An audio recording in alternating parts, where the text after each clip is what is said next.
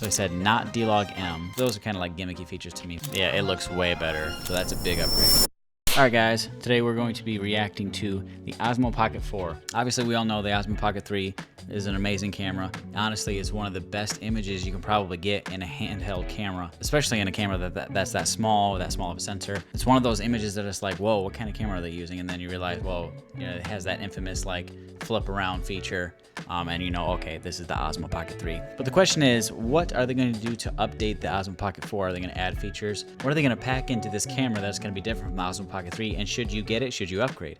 So we're going to be reacting to that now and trying to answer some of those questions. So let's go ahead, look at these videos, react to them. We're going to go to Potato Jets video first. DJI Pocket 4, 4K 240. Okay, so there's an upgrade automatically right in the title. And the thumbnail looks like it's got like some type of light or something on top of the camera, which is kind of cool. Overall, the actual size looks about the same though. 4K 240.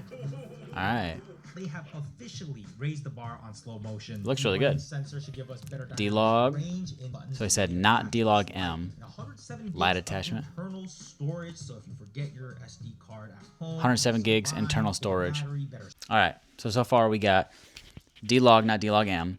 4K 240, which is a huge upgrade. 4K 120 is amazing. I mean, 4K 120 to me is a strong feature. 4K 240 is really, really cool. I think 240 is a little bit too slow, but it's more options, and you can still record probably 4K 120. Plus, you don't have to do it as slow as that. You can always speed ramp and all those other things. So I like more options. I mean, I don't know. What do you guys think about those little light attachments and stuff on like cameras? And like I know like the Insta360 Flow 2 has like a little light attachment that goes on the side. I mean, I get it if you're gonna be shooting at night and stuff. That's, you know, but other than that, I just those are kind of like gimmicky features to me. But you know, you might like it. All right.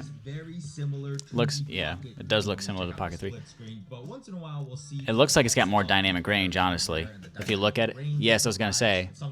All right, so if you look at that dynamic range, oh, that's interesting because this is a different shot. Now the Pocket 3 looks like it's got better dynamic range. Why is my computer doing this? Better dynamic range. I think so. Looks like to me. 4x zoom.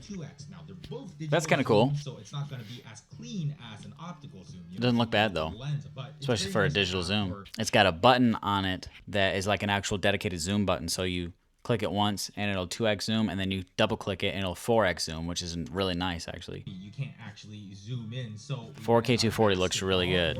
So smooth. 4K 240 frames per second is yeah, it looks way better. Yeah, so this side by side with the Pocket 3 and the Pocket 4, the 4K 240 versus the Pocket 3 can only do 1080 at 240. So if you look at these side by side, it actually looks way better. I mean, it even looks brighter. The 4K 240 does. The colors look nicer. The overall image looks cleaner. It just looks really good. So that's a big upgrade. How much more detail we have on the 4K 240 wow. opposed to the Pocket 3's 1080p 240. That's a lot more detail. 4K and 120. Okay, so what he's saying is it'll let you do continuous recording 4K 240, but it overheated after 10 minutes. So there's that. And also they strip all the other smart features off of it. So when you are doing 4K 240, you can't do anything like smart tracking, any of that type of stuff. It's only slow motion. So times like this where I need to film myself. So the image on this thing looks really, really good. Just like the Pocket 3. I mean, honestly, it looks really good. With active tracking, but early. Walk this way together. Let's just okay, we're gonna walk this way. Really straight. It doesn't know we're here. Okay, and I'm gonna run away. Wow. Oh, that's pretty good. It knows you. That's pretty good. From here, it's gonna so the Active Track 7.0, what they just tested was how good it's capable of being able to lose the target and then pick it back up. So it's almost like it saves it. It recognizes the original target that you asked for it to track, and then it recognizes that specific person, which is kind of crazy. I know they've had this in other devices too, but he was just testing it. It looked really, I mean, it works really well. All right, so he's comparing side by side with the Pocket 4 with the Pocket 3 with the Active Track. Pocket 3's got Active Track 6.0, and the Pocket 4, they're going to release it with 7.0. So basically, he was just drawing the comparison because the Pocket 3 has a hard time losing its subjects, and the Pocket 4 apparently doesn't. So that's a big plus. I can even digitally zoom.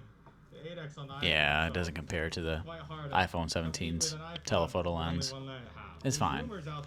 I mean, it's muddy. It's not a whole lot of sharpness to it, but it's fine as far as the 4X zoom. All right, low light image enhancement is what's supposed to be new on this Pocket 4 is what he's saying. So with low light off, and he said it comes with low light enhancement on default. So if we go low light mode, It already looks pretty good. Low light mode does. Low light enhancement. What does that do? Okay, it looks like it removes some of the noise. So if you look at the sky up here a little bit, yeah, low light enhancement. It looks like it takes some of the noise away. That's basically all it's doing. Like a denoising. Light, to me, it feels like a very similar type of processing as low light mode. Yeah, I mean, it is taking away a decent amount of noise. Yeah, that's quite good. So he's doing a battery test right now. 4K 10-bit D-Log, high bit rate. 3 hours and 15 minutes. Really impressive. I actually ran the test. All right, so 3 hours and 15 minutes is what he got at 4K, high bit rate, 10-bit D-Log. I mean, that's a good amount of time, especially if you're going to be using this thing for vlogging. 3.5 hours is a good amount of time to be able to just keep going continuously. Feels much more like a real joystick, opposed to previously it was like this plastic little joystick is more of like actual joystick, not just a little tiny slide button. Now he's just showing the wide angle lens. Got a 15 millimeter wide angle lens attachment, and I'm sure they have all the NDs and all the other stuff for it. But so far, what do you think? What, as far as just the specs that we've gone over, the little upgrades, the 4K 240, shoots D-Log, not D-Log M, the upgraded active tracking. What do you guys think? Is it worth the upgrade? What do you guys think about the camera overall? If you have any questions, comments, or anything, if you want to get in on the conversation, put some comments in the comment section below, and I'll see you guys in the next video. Let's go ahead.